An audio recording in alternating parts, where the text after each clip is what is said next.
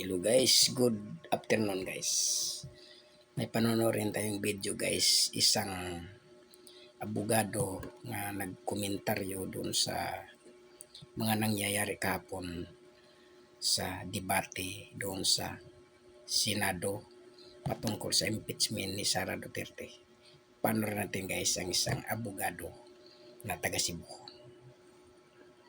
To archive kay uban may kadla nalibog sa Minnesota nga sige malag motion to table ba si mahilig ni mga to bar unya magkuhag babae aron i-table.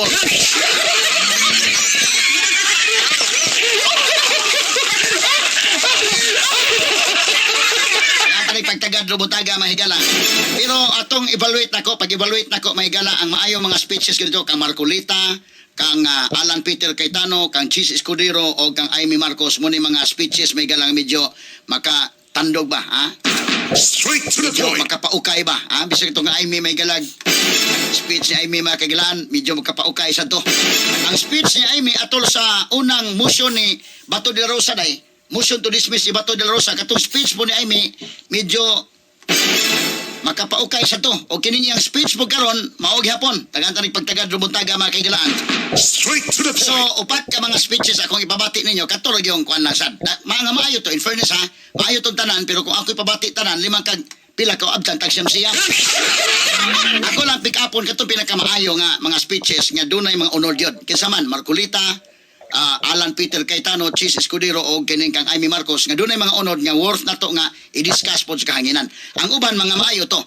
In fairness may gala sa opposition, Kiko Pangilinan, okay masad, no? In fact, in fairness ni Tito Soto og ni kini ni ang Rizal Tibiro sana ning kamot ni sila barog. Although alkansi sila sa debate ni Marcolita, abogado mo sa Marcolita og practicing lawyer.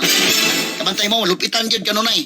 Di siguro kay mabantayan sa uban pero og imong tan-aon labi na katong pag-ingon ni Tito Soto nga naay jurisdiction ang Senate kinakarob na gud mo. Itubag siyang Chis Escudero mahigala legally speaking kana nakarob wa nang pasabot, it does not follow nga naanay jurisdiction ang Senado. Ang Supreme Court may maingon mismo nga wa maka-acquire jurisdiction ang Senate. Tagantanig pagtagad robutaga mga kaigalaan. Unya si Risa sad, in fairness si Risa Ontiveros, bahala na lang magtan-aw sa siyang cellphone. Kaning kamot sa din taon, no? Og of course, dunay mga staff to nga nag-supply niya og unsay angay isulti dito, natural naman sa may galas mga senador.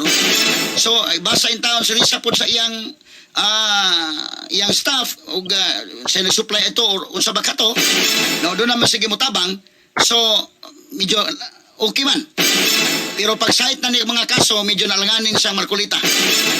Pag-ingon ni Marcolita nga wa pa mahitabo sa iyang pagka-practicing lawyer nga ang Supreme Court by a unanimous decision ni bali ang usa ka unanimous decision sa Supreme Court sa isyu mga higala nga violative sa Constitution, sa isyu nga void ab initio, wa pa mahitabo nga nibalitok ang Supreme Court.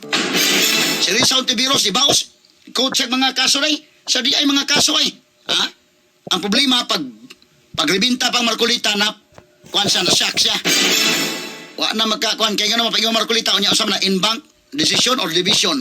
Medyo na kuan sa isang ano man masabot na to di man gud sa abogado. So wa na sa ang uban nga mga gidadon sa adlaw nga discussion maglisod na sa Marcolita. Pero in fairness niya naningkamot ka sa taon. Naningkamot sa gyud, no? Bahala na og dili lawyer si Risa pero bahala magkamamo naningkamot sa gyud taon siya. Sa kadto mga higalang mga fans ni Risa Ontiveros, okay ang inyong idol nga si Risa kay bisag magkamamo mo kumbati lang gyapon. Ito sa may gala wa na sa kagwanta og pinaksiay og debate ni Marcolita pag ingon niya naaman. Gisait na naaman, League of Cities ni balitok sa Supreme Court mo ni mo na. Papangutan ang Marcolita unsa man, in bank na or dili, in bank or decision. Dito na sa mahibaw unsa ba kani? Unsa ba ni in bank unsa ba division? Pagtagad lubuntaga sa banuban usab ning atong tulumanon ug inyong tulumanon. Straight to the point. Ini uban pang mga sekretara niyo mabati exclusive over DYHP RMN Cebu. 612 sa dial sa inyong radyo sa 93.9 IFM.